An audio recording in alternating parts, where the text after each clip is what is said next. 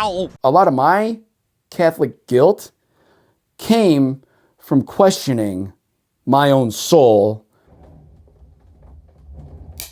Ladies and gentlemen, welcome back to another episode on Unscripted Faith. And today, the thing stopping us is no other than, drumroll, Catholic guilt. You know, the intent of this video today is give a breath of fresh air into this topic. I was born and raised Catholic. I came up through the Catholic Church, went all the way through high school. And just to come out and say, like, yeah, man, like, Catholic guilt, it's a thing. I don't think it affects everybody, but I think there's a good chunk of us that get affected by it. And today I want to talk about some ways it started to affect me. Because, I mean, you think about guilt, right? Like being born guilty, original sin. I mean, making this video, talking about this makes me feel guilty. So no matter what I do, you know, I feel guilty. It's just something I have to live with. And it's like my grandma, man. If you guys really want to know what Catholic guilt is, I can get my grandma and have her make a video for you. Did you go to Mass on Sunday? Nope. Going to hell. Did you get a tattoo? Yeah. Going to hell. Right? It's like, it's hard enough to live. And then, you know, feeling guilty for the life we're given, maybe on things that we shouldn't feel guilty for, could make someone feel guilty. And that's what we're going to get to today. So a little background on me. As I mentioned before, born and raised Catholic, came up through, grade school, high school. And me and religion, man, there was just a point in my life where we just started really butting heads. And it wasn't in ways that you might think. In my opinion, the foundation of religion should be something that turns you and guides you into becoming the best person you could possibly be. Right? That should be the goal. Point us in the direction and create the framework for us in order to help us discover the best version of ourselves. A lot of times, where we're being called and the things we want to do don't always align with the rules or that framework that have been instituted by institutions. And to give you some background on my own history, whenever I read the Bible on my own, and when I say Bible, I'm talking predominantly like New Testament Gospels, there's a lot of stuff in there that I never feel the need to question. I mean, it's pretty cut and dry. But the rules of the building is where the areas start getting a little bit gray. And I started to notice that the conflict that I had was never really with the truth when I was reading it on my own. Like, I understood that. A lot of times, it was this confrontation with the building itself. And the guilt that was imposed on me by not breaking a rule or truth in the Gospels, but breaking a rule that was created for me by other men when it came to the own divinity of my soul. And the first one I'm going to talk about, I'm just going to come out and say it. I think there's different degrees of the things we feel guilty for. And I'm going to tell you some stories as far as how this kind of fit into my life. But the number one guaranteed is you just don't want to go to church on Sunday. Mass. You don't want to go to Mass, do you? I heard that all the time growing up as a kid. Dad, you know, I think keeping the Holy of the Sabbath might be a little different than we thought it was. You just don't want to go to church. I know it. Get your butt in the car. And for a long time, I was raised in a family where we very rarely ever missed Mass. I mean, we did whatever we could to get there. And we weren't an overly religious Catholic family by any stretch of the way. But Mass was like the one thing that I was always taught as a kid I should never, ever miss. So no matter where I was, I would always feel the need to have to get to church on a Sunday. Even if I was staying over friends' houses, or I would be picked up early from friends' houses, or even on my own as a young man in this world, there were times where like I had to just be like, listen, I got to go to church. Now, was it a good thing or a bad thing? You know, I don't think missing church to stay home and eat leftover pizza because you're too hungover not to go is a good reason. But the reason started to change as I got older. After about college, I had this calling, if you want to call it that, but there was this desire in me to go out and see the world. Like that was like one of the goals that I wanted for myself. And I didn't want to forego this opportunity that I wanted to give myself to go out and explore, like literally God's kingdom. Like I'm from the camp that says God gave us this whole kingdom. We're a part of it. We're living in it. I want to go out and I want to explore. And I reached a point in my life where that little voice inside of me just kept telling me to do it. And I kept smacking it. Like, dude, no, I can't. That's not for me. Like, I need to be here. And then finally I was like, you know what? I'm out. Packed a bag, traveled the world on and off for like 3 years, learning and trying to teach myself, right? I was always brought up in a way where like, there's only one religion. Like my grandma used to tell me like, we're the one true religion. Catholics are the one true religion. And I was like, there's 8 billion people on this planet. 2 billion of them are Christians. 1 billion are Catholics. That's a lot of other doomed souls. I want to go see these places and see if these people are doomed. You know what I mean? I don't hear Buddhists walking around going, oh man, I got Buddhist guilt today. Buddha, he really got me. So I kind of just wanted to go out and explore for myself. And that decision at the time was like one of the hardest ones that I had to make for myself. Like the amount of guilt I felt in wanting to leave for like 6 months or a year and just go travel the world was something that I couldn't get over. It was always in the back of my mind. And it was very tough. And I think we think about Catholic guilt on the surface, where it was like, okay, you just don't want to go to church. But it was deeper than that, because the more I thought about that decision I was making, I felt like I didn't need to ask permission to go out and live my life. I love reading the Gospels on my own. I love the independent search for truth. I love learning from anything I can get my hands on and reading and opening myself up to different perspectives.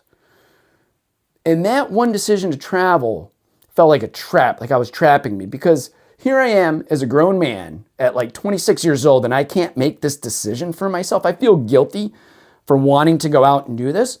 And I didn't have to have that guilt. I could have got absolved for it, right? I could have asked for a travel dispensation, or I could have came back and went to confession and been like, hey man, I committed like 365 mortal sins in a row.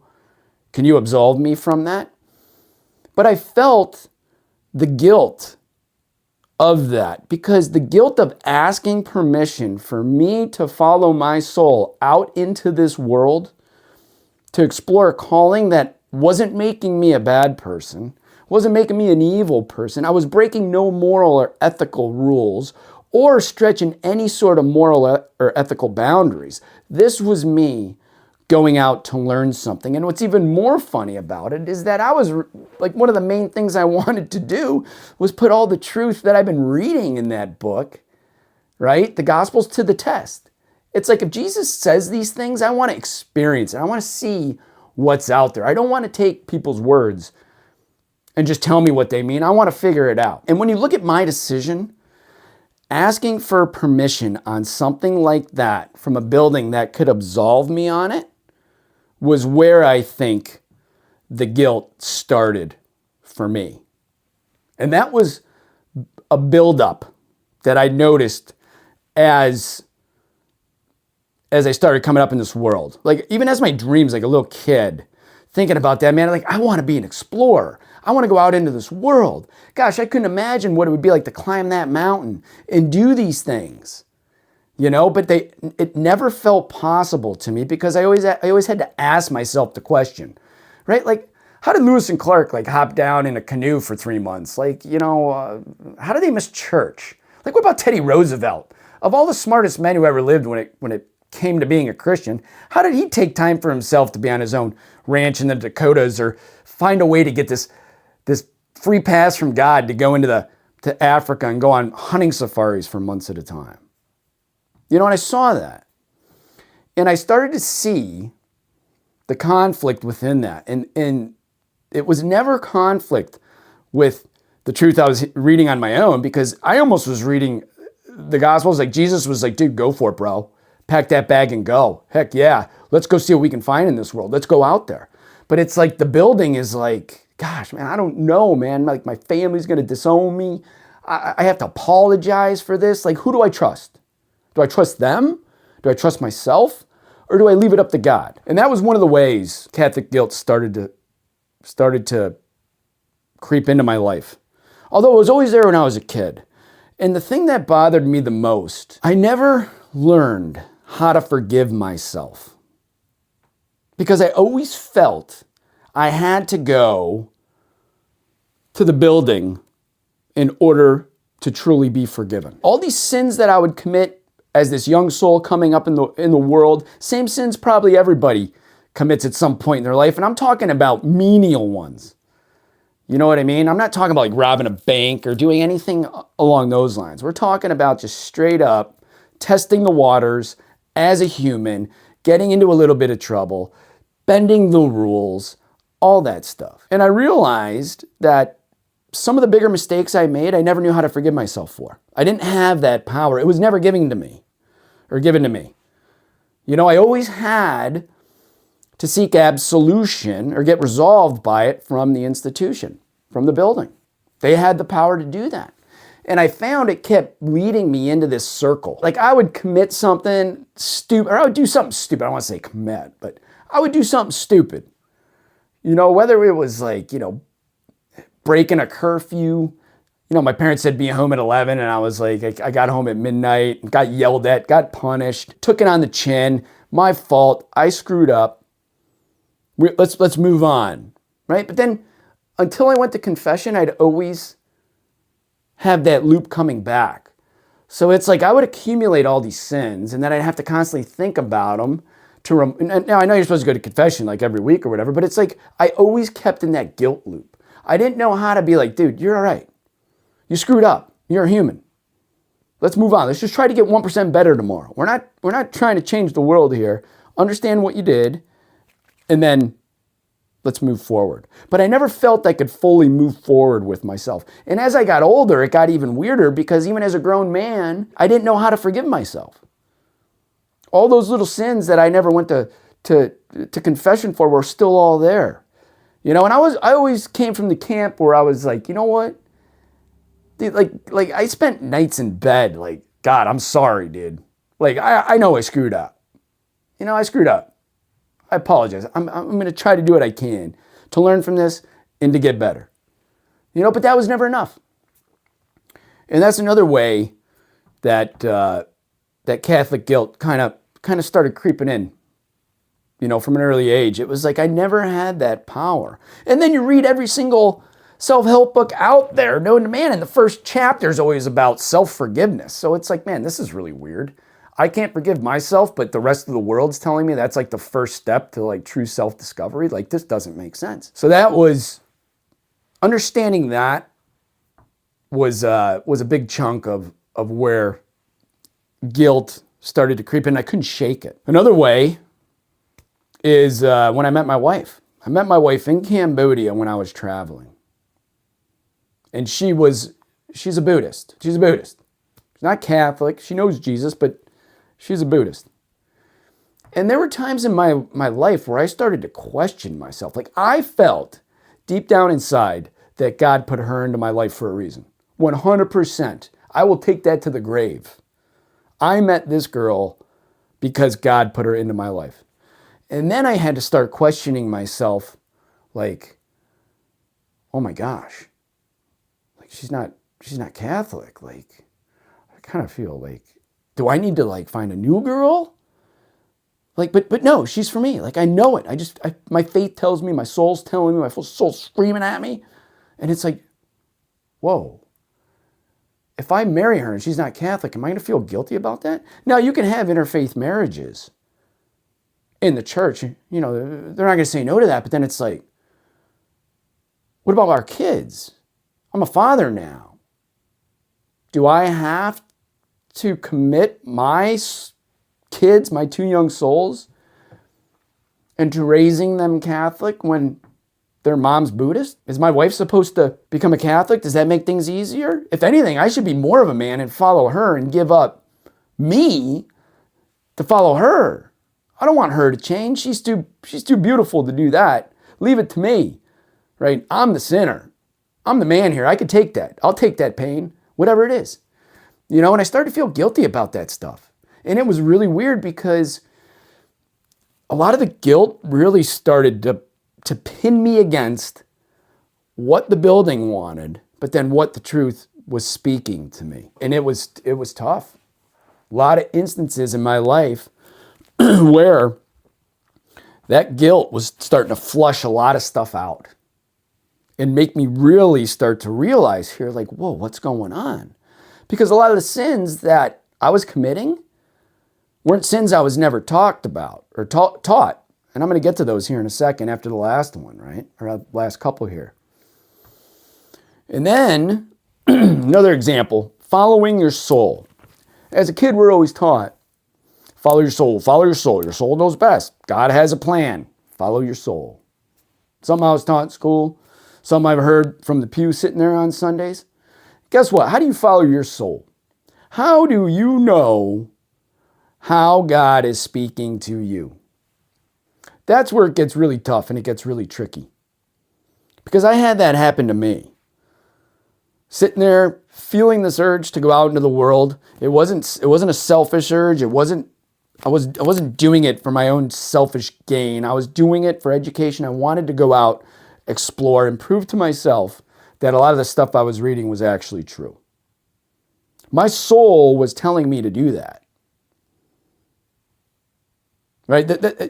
I could blame it on my mind all I want, but honestly, my mind was too scared to leave. That's how I knew it was my soul telling me. Right? My mind was making me feel like a criminal for leaving that pew. But my soul wasn't afraid. My soul's like, dude, we got this. Right? There's some deeper stuff out there that you're not going to be able to learn here. Let's go learn it out there. Right? And I did that. Opened my eyes to a lot of things. Met my wife. Came back. Opened the door to new thoughts, new ideas. Made me really think about what I need and what I want out of this life that God gave me. And a lot of that stuff I felt guilty about. I felt guilty at times to follow my own soul. And it wasn't here with this. It was the doors I was walking through that was causing it. Because in order for me to follow this, I had to go against that. And that puts somebody in an existential crisis because we're not taught how to figure it out for ourselves when it comes to religion and when it comes to spirituality. We always just hand the keys over to other people and trust the experts that they know what's best.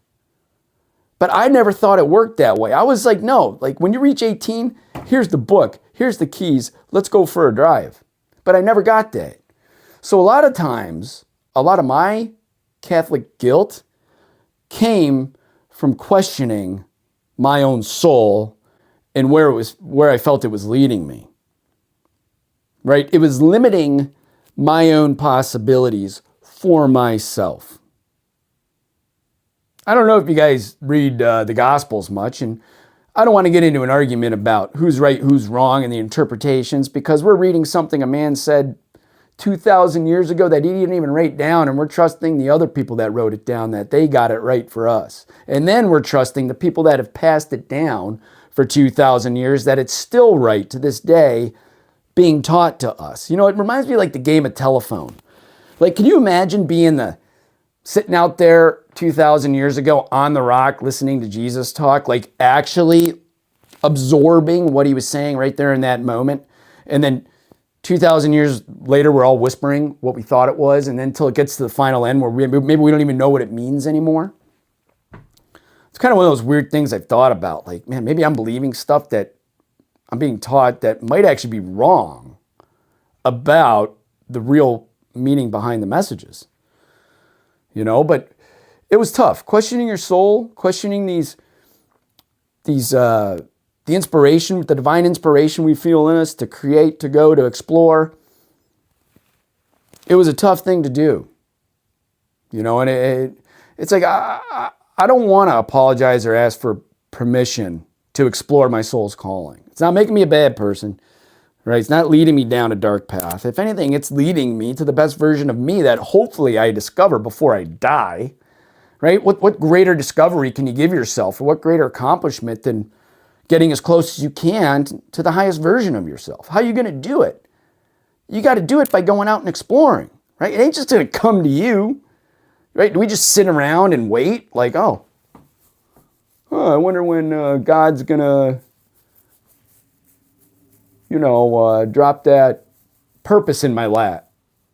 I've been waiting for my purpose for, 40 years. It should be here next week. Or do you actually have to go out and figure out what's not working in order to find something that does? And that's the game at its highest level that we're playing.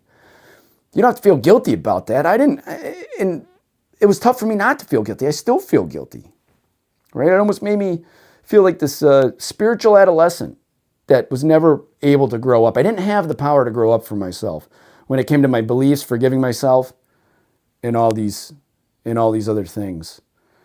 And I understand some of the pain that comes with that. Questioning, the hardest thing we can do is follow our souls. It's harder than we all think. And to explore our own possibilities. You know how many times a day I ask myself if I should feel guilty for these decisions that I've made? My decision led me to see God's kingdom, gained a whole new perspective. I met my wife, and I'm sitting here making this YouTube channel. I never would have had that. I would never have anything to say. I would have nothing if I just stayed in that pew and never left. And it's amazing when I think about that, because is it possible for me to leave the pew? Is it possible for me to leave the pew, never go back, still make it to heaven?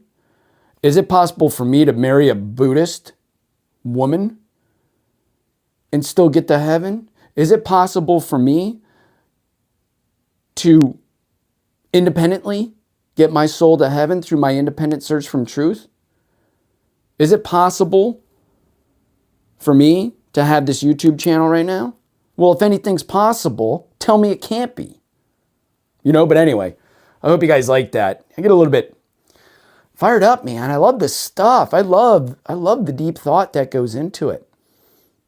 Catholic guilt. Yeah, I think it's a thing. I think it affects, people, and I think it affects in ways that we don't necessarily think it does. And questioning your soul is the way that it affected me at the highest degree. It wasn't about missing Mass. It was about the permission somebody else needed to give me to explore calling that I felt was in my soul, right? And that permission was always the thing stopping me, making me feel guilty. And I don't know, I hope that makes somebody out there feel better. It made me feel better. Man, I love talking about it, because then it's like, because you know what? Nobody around me understands it. It's like, what do you got to do? go into the church on Sunday and go, I got Catholic guilt. Can you guys help me out with it? Oh, yeah. Come in, take a seat. It's just normal. It's completely normal. We all go through it. Or is it like, man, where do I go to figure this out? And you know what a good place to start is? That's helped me. Pick the book up for yourself. Start reading it. It'll speak to you, but it'll freak you out, because when you actually read it, your soul knows what it's trying to tell you, and it's vague for a reason. And it's not. It's like the ingredients are all the same, but the recipe isn't. There's no clear-cut, be here at this time, stand when you're supposed to sort of rules in there. And I love that, because how could you confine your soul to something like that? Your soul's a divine gift from God. That's where all your infinite potential is. That's where your creativity is.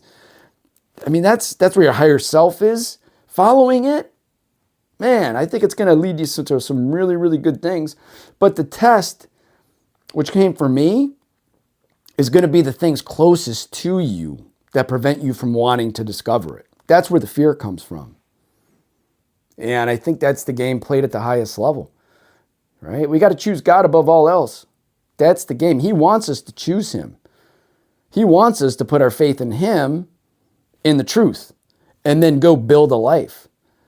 But a lot of times, I think we stop a lot of ourselves from doing that because we're not really taught how to grow up in that sort of a way, and I don't know. Hope you guys liked it. Catch you on the next one, and remember,